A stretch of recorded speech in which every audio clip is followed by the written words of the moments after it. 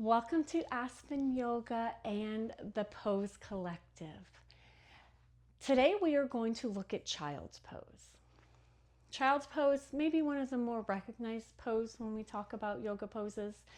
Child's Pose has so many benefits, including calming the brain. It helps to relieve stress and anxiety, gently stretching the hips, the thighs, and the ankles. It also helps to soothe our central nervous system, really promoting relaxation. It relieves any pain in our head, our neck, the torso is supported. It really helps to convey a safe space, a comforting space. It really helps you to reconnect with your breath. So sometimes in a yoga practice, we use Child's Pose as a transition. Sometimes you'll hear instructors, if you need a break, come into Child's Pose. So we're going to talk and we're going to dive a little bit deeper into Child's Pose today. Option for some modifications, some props to use are a blanket and a bolster. If you don't have a bolster, you can just roll up a blanket or a firm pillow or a cushion. Okay, so if you think you're going to need some props or you want to explore using props, go ahead and gather your props. Meet me back on the mat for Child's Pose.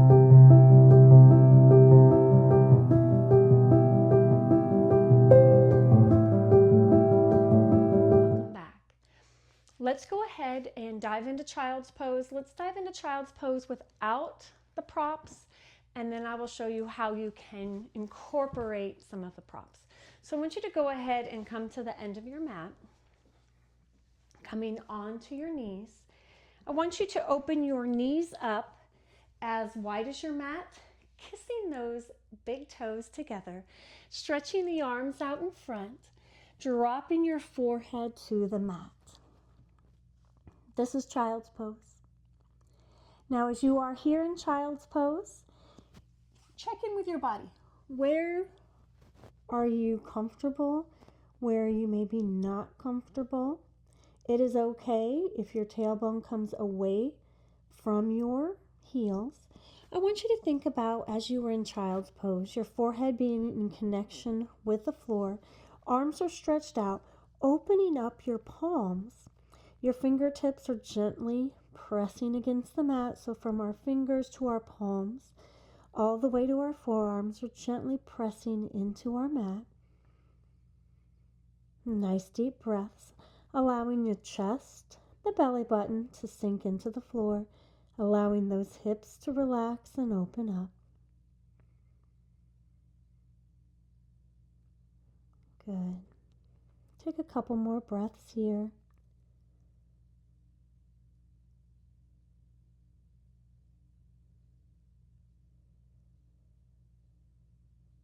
Nice. I want you to walk your hands back, and let's go ahead and look at some modifications or some different ways that we can do that Child's Pose. I really enjoy taking a bolster. Again, if you don't have a bolster, no worries, grab some pillows. We're just bringing the floor a little bit closer to us. And I want you to go ahead and open up those hips, and I want you to bring that bolster right in between your thighs, stretching yourself out. You're just going to lie over the bolster. So your elbows are bent. You can bring your head, the side of your head, so you can rotate your head. You can bring your forehead to the bolster, whatever is most comfortable. Usually it's comfortable laying on the side. You can relax a little bit more into Child's Pose here. So allow yourself to sink into that bolster a little bit more. I know I can feel it in my inner thighs when I use this restorative Child's Pose. This is a great pose if you have some time and you just want to get a little reset. Good. Let's go ahead and press up off of here. And as you stay in this restorative pose, you can change the direction of your head, stretching through your neck and your spine a little bit differently. All right, so you can keep the bolster and incorporate the blanket. I'm going to get rid of the bolster for a minute and show you another thing you can do with the blanket.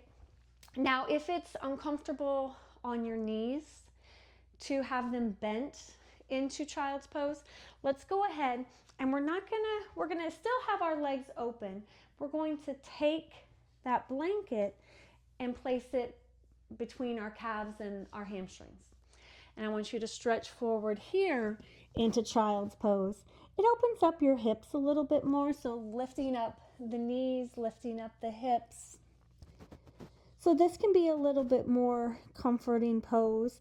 You can roll the blanket up, so maybe I need just a little bit more. So by placing that blanket here, I open up the knees, opening up the hips.